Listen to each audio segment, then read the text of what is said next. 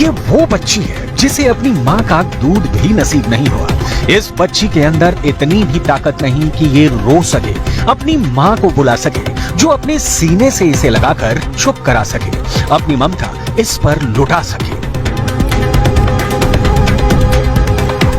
जानते हैं क्यों? क्योंकि इस बच्ची को जन्म देने से पहले ही इसकी माँ की सांसें रोक दी गई।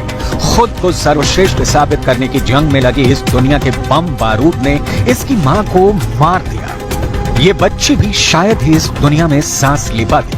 वो तो शुक्र हो उन डॉक्टरों का जिनकी नजर शवों के बीच में पड़ी इसकी माँ पर पड़ी, जिसके बाद डॉक्टरों को पता चला कि ये महिला 30 हफ्तों की गर्भवती है। डॉक्टरों ने तुरंत ही बच्ची की मां का ऑपरेशन किया और बच्ची को बचा लिया गया। जिस वक्त बच्ची को बचाने के लिए डॉक्टर जद्दोजहद कर रहे थे, उस वक्त उसकी मां का बदन ठंडा पड़ चुका था।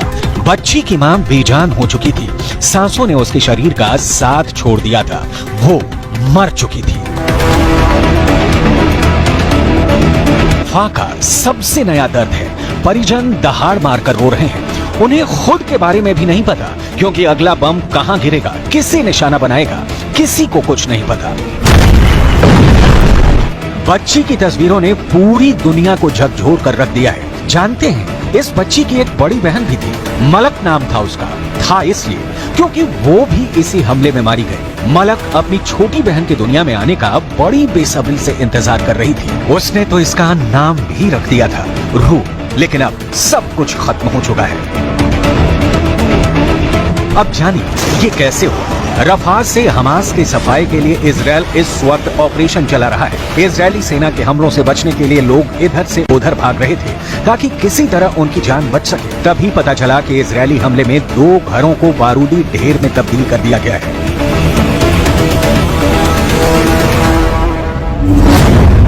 और इजराइल के इस हमले में 2 घरों के 19 लोगों की मौत हो गई, जिसमें एक ही परिवार के 13 बच्चे शामिल थे। हमले में जन्म लेने वाली बच्ची के पिता, उसकी 4 साल की बड़ी बहन और उसकी मां की भी मौत हो गई। इस बीच आपातकालीन चिकित्सकों को पता चला कि एक महिला जिसका नाम सबरीन अल सकानी था, उसके पेट में बच्चा है। डॉक्टरों की टीम ने बिना देर किए आपातकालीन सिजेरियन सेक्शन किया, जिसके जरिए बच्ची का जन्म हुआ। 7 अक्टूबर 2023 ही वो मनहूस तारीख थी जब हमास के आतंकियों ने इजराइल पर हमला किया था। इसके साथ ही आतंकियों ने कई नागरिकों को बंधक बना लिया था।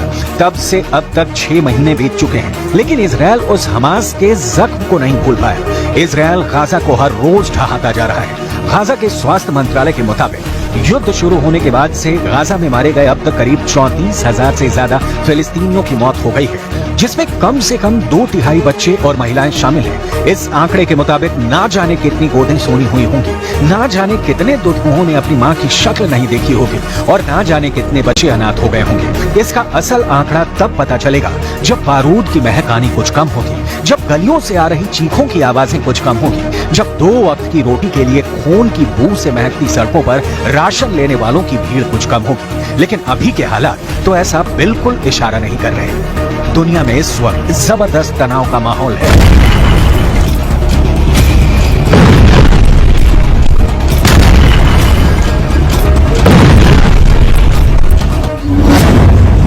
रूस यूक्रेन युद्ध को 2 साल से ज्यादा वक्त हो चुका है, लेकिन ये वॉर कब खत्म होगी इसका कोई अता पता नहीं। इजराइल हमास को नेस्तो नाबूद करने के इरादे से हमले किए जा रहा है।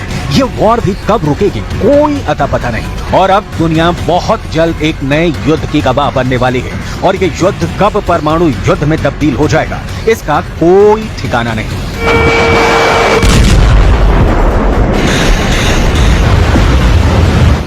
क्योंकि इस युद्ध की धमकी दी है उत्तर कोरिया के तानाशाह किम जोंग उन। लगता है किम जोंग बहुत जल्दबाजी में है, क्योंकि किम कभी मिसाइलों का परीक्षण कर रहे हैं तो कभी लंबी दूरी के रॉकेट्स का।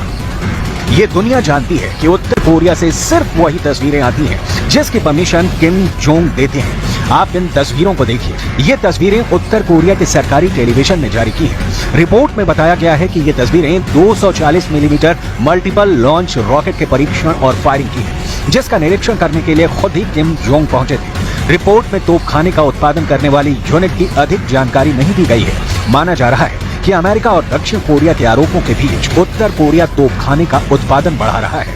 अमेरिका और दक्षिण कोरिया ने उत्तर कोरिया पर यह आरोप लगाए थे कि वो रूस को हथियारों की सप्लाई कर रहा है।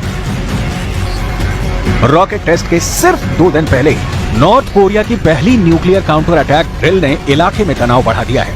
नॉर्थ कोरिया के सरकारी टेलीविजन चैनल KRT की रिपोर्ट के मुताबिक किम जोंग उन ने अपने दुश्मनों को चेतावनी देने के लिए न्यूक्लियर ट्रिगर मैनेजमेंट सिस्टम की ड्रिल की।